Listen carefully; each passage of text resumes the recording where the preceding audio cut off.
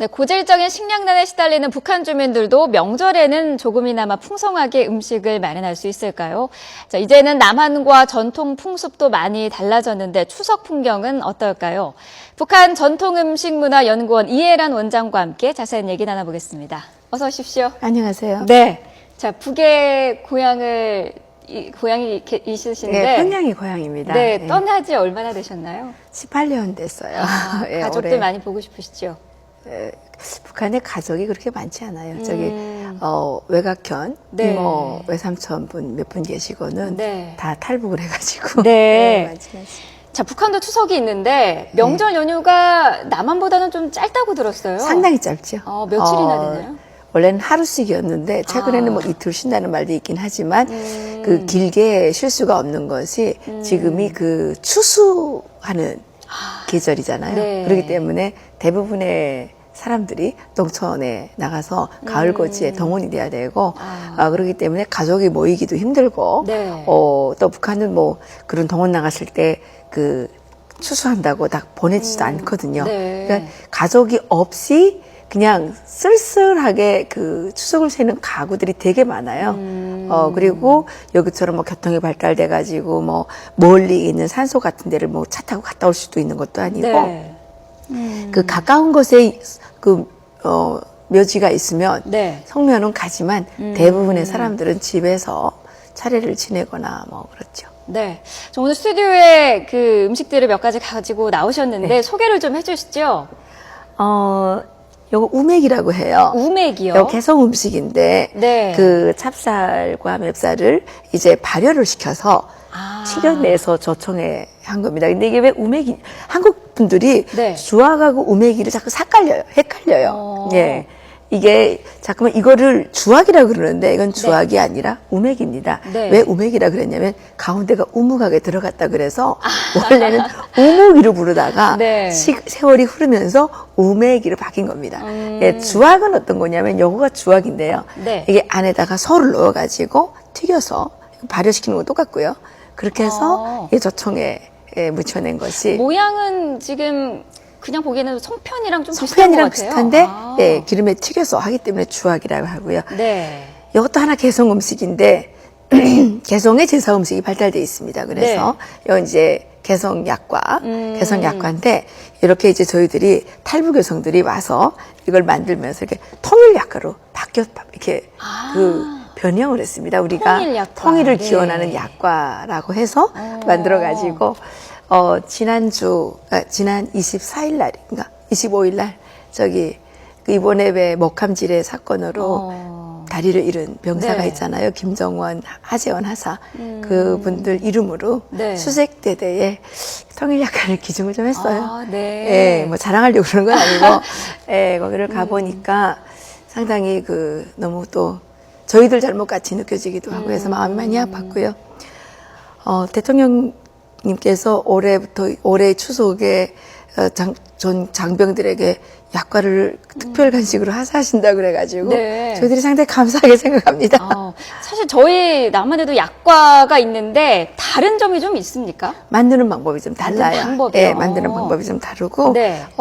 그래서 개성약과는 바삭바삭한 측면이 강한 반면에 이게 한국의 약과는 약간 좀 쫄깃쫄깃한 측면이 많아서 네. 좀 차이가 있죠.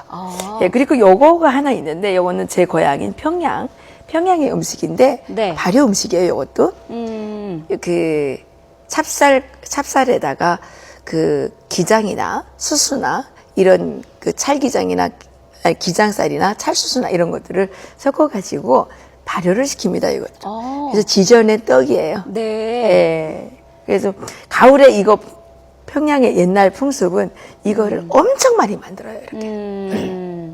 그래서 이거를 이런 단지에다가 이렇게 이제 축축 쌓여놓고 네. 추운 겨울까지 이거 보관하다가 이거 발효시켜서 지진 떡이니까 쉬지를 않거든요. 그렇군요. 그래서 그렇게 이제 두고 먹던 그런 음식인데 최근에는 이런 것들이 많이 사라져가는 부분이 있어요. 네. 북한에서도 이 뭐 약과 같은 것도 사실은 외국인들 만 상대하는 상점 같은 데서는 좀 볼 수 있고 일반인들은 좀 먹기가 힘든 그런 음식이었어요. 그래서 저희들이라도 남한에서라도 이거를 꼭 지켜내 가지고 나중에 북한 사람들이 잊어버리면 어떡해요. 그래서 우리가 이거 지켜가지고 이렇게 전수해 줘야 되겠다는 마음도 좀 있고 네.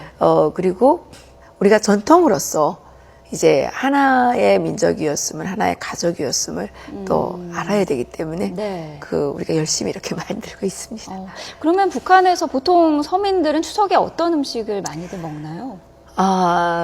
북한에서 이제 명절에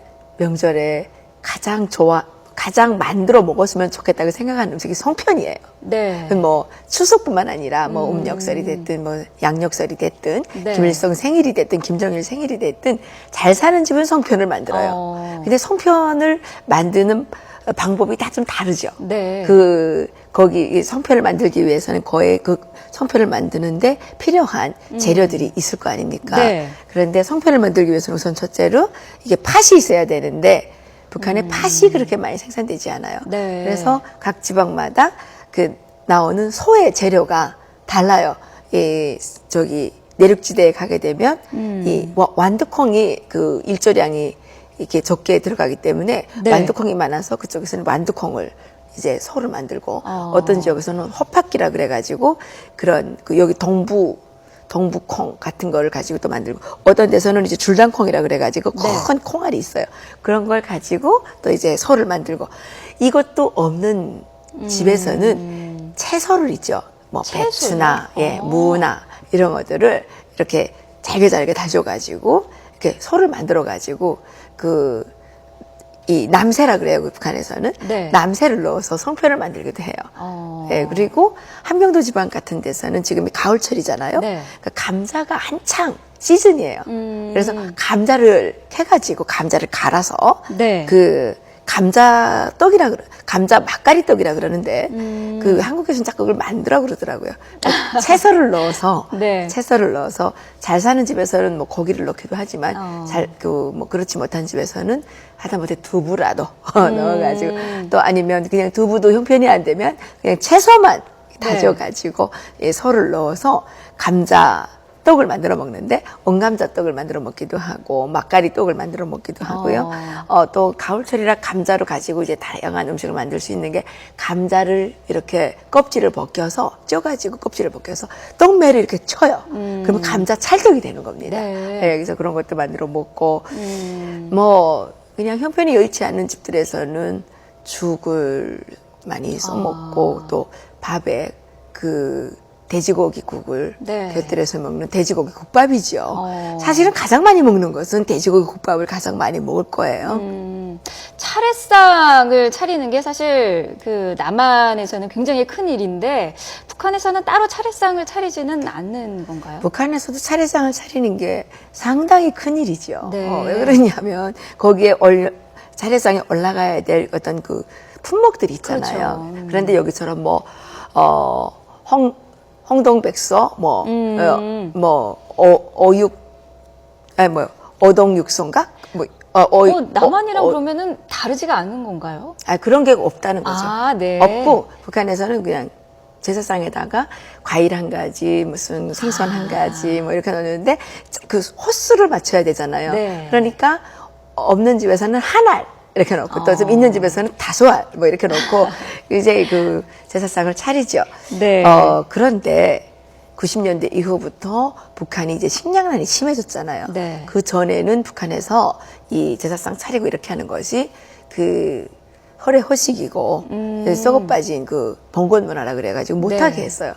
그래서 이제 주민들이 제사상을 대수로 간소하게 차리는 것이 미덕이었는데 이게 북한에서 배급도 안 주고 자체로 이제 막 살아가야 되잖아요. 장사를 해야 되고 장사를 하는 것이 불법이기 때문에 이 안전부에 들키지 말아야 되고 안전부에 들키게 되면 몽땅 재산을 몰수를 당해가지고 압수를 당해가지고 거리에 나앉게 되거든요.